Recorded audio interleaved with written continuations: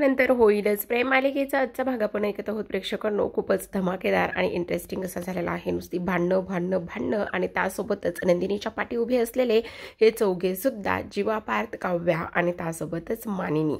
इकडे मात्र आता रम्या म्हणत असते, काय हे 24 तास दिले आहेत ते उलटून गेलेले आहेत, त्यामुळे आता नंदिनीला घर सोडून जायची वेळ आलेली आहे. नंदिनी आत्ताच्या आत्ता घरातून निघून जा, तुझा जो 24 तासाचा तुला अवधी दिला होता तो संपला आहे. त्यावरच जीवा म्हणत असतो, ए रम्या, तू कोण आहेस हे घर सोडून जा म्हणून सांगणारी? तुझा काय संबंध आहे? पार्थ लगेचच म्हणतो, नंदिनी तुम्ही कुठेही जाणार नाहीत, काहीही संबंध नाहीये कोणी कुठेही जाण्याचा. त्यावरच रम्या म्हणत असते, का नाही जाणार ती? कारण तिने चॅलेंज घेतलं होतं, 24 तासामध्ये पुरावे आणेन आणि 24 तासामध्ये पुरावे आणून सगळं काही सिद्ध करेल. असं तिने काहीच केलं नाही, मग तिला या घरामध्ये राहण्याचा काय संबंध आहे?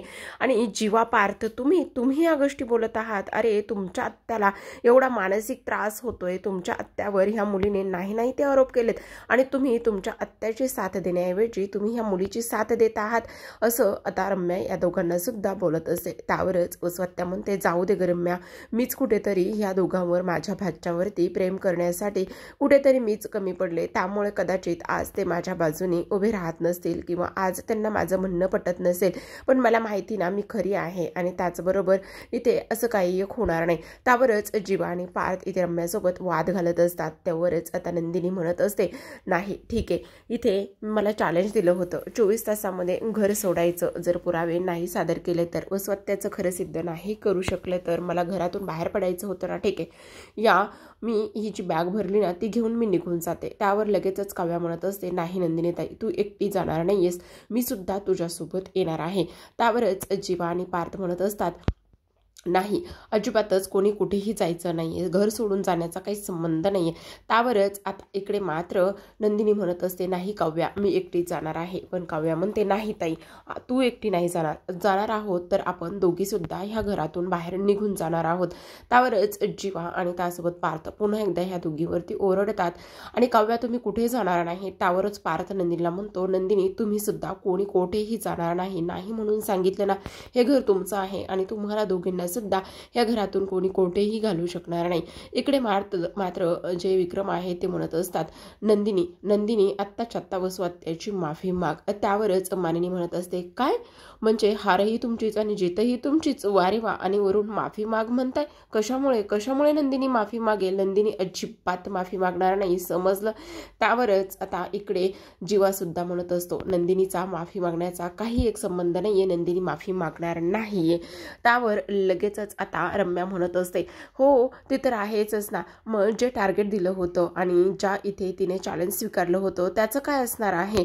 त्यावरच आता नंदिनी म्हणत असते, मी माफी मागणार नाही. सॉरी बाबा, हे बघा, ह्या वसवत्याने आम्हा चौघांचे आयुष्य इथे उद्ध्वस्त केलेले आहेत. आमच्या चौघांचे आयुष्य उद्ध्वस्त करून जर तुम्हाला सगळ्यांना असं वाटत असेल की मी इथे वसवत्याची माफी मागावी, तर ते असं ठरेल की मी त्यांचा अन्याय सहन करते. त्यामुळे काही जरी झालं तरी सुद्धा मी माफी मागणार नाही.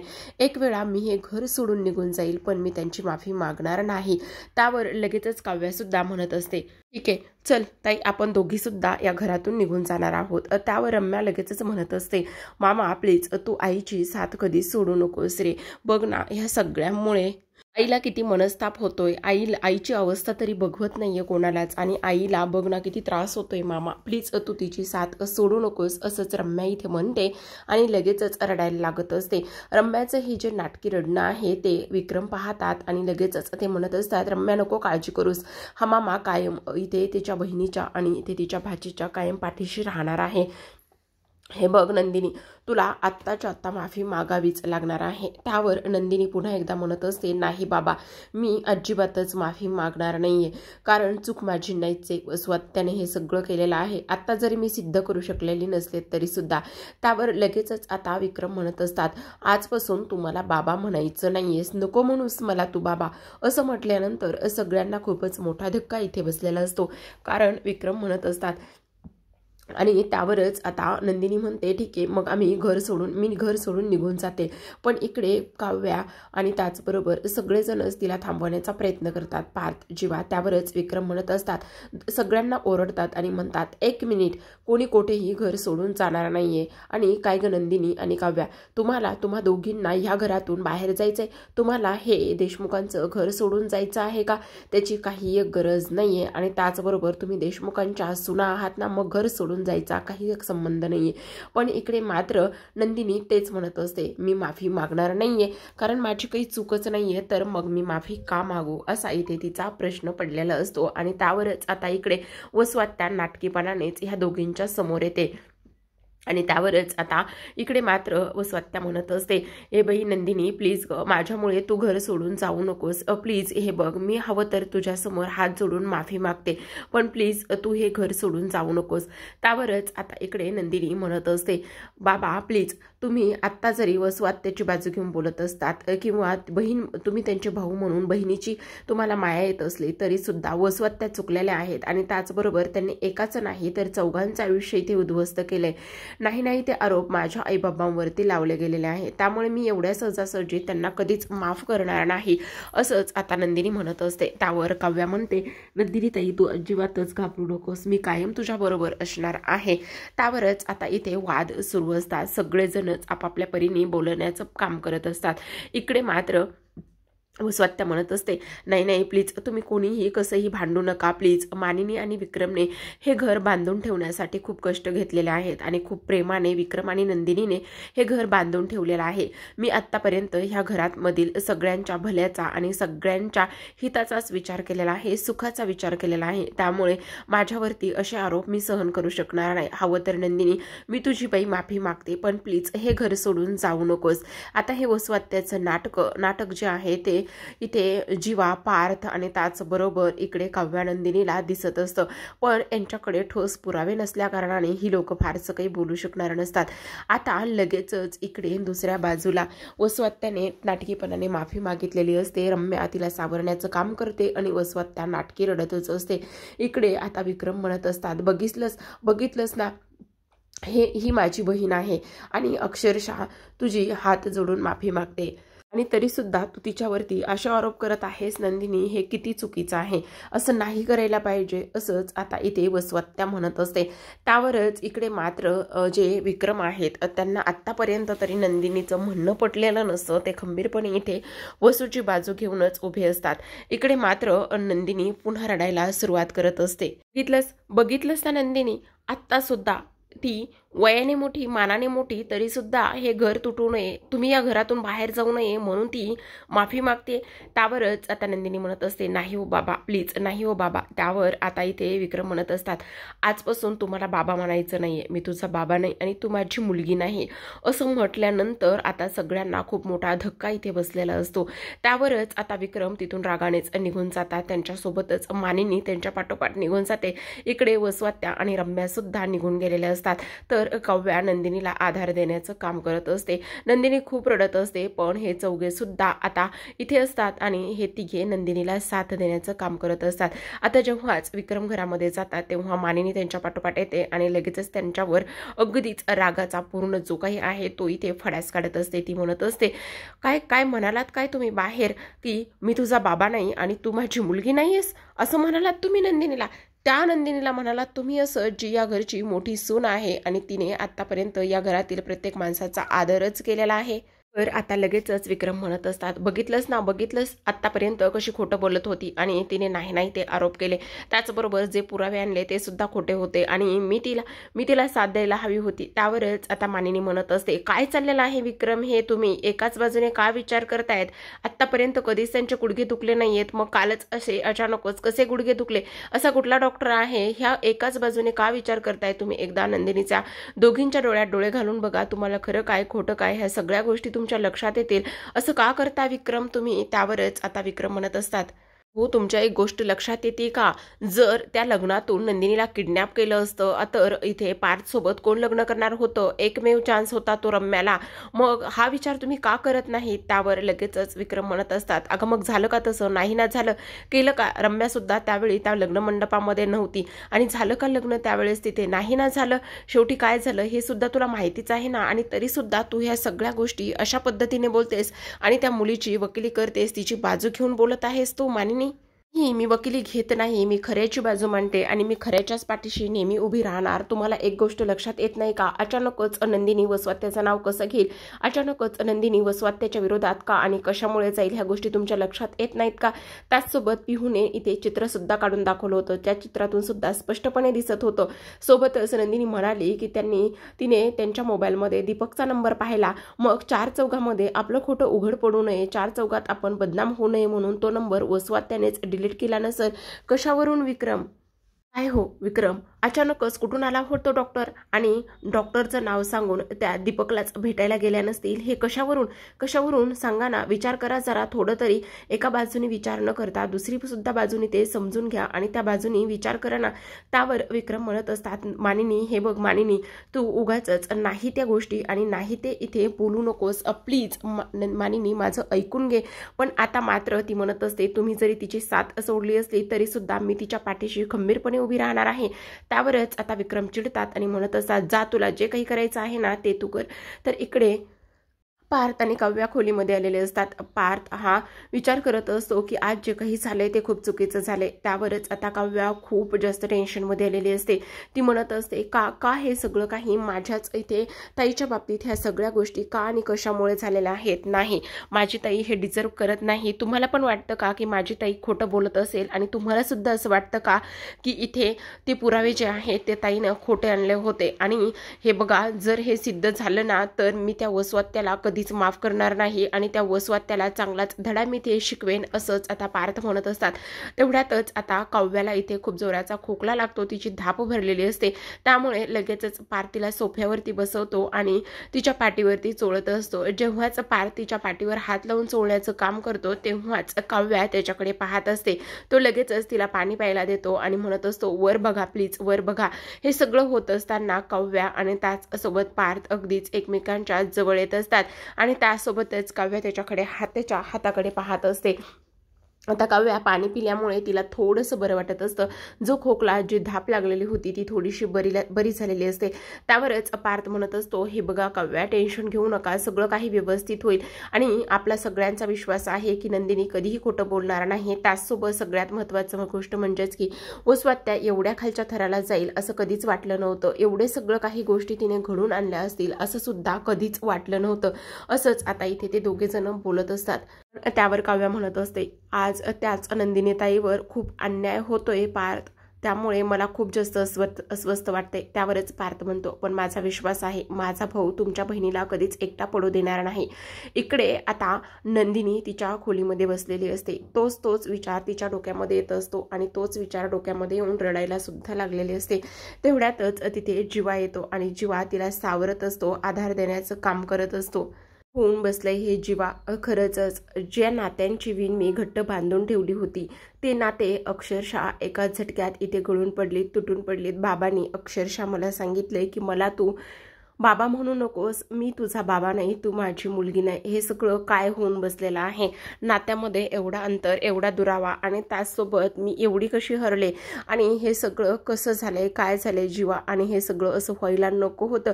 त्यावरच जीवा म्हणत असतो, नंदिनी प्लीज रडू नको, शांत हो ना प्लीज. त्यावरच नंदिनी म्हणत असते, नाही जीवा, मला हे सगळं सहन होत नाही.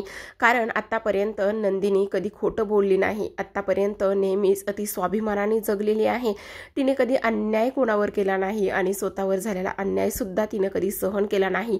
त्याचसोबत इथे स्वतःलाच आज सिद्ध करण्यासाठी जे काही झाले त्यामुळे मला खूप वाईट वाटतंय आणि रडायला लागत असते.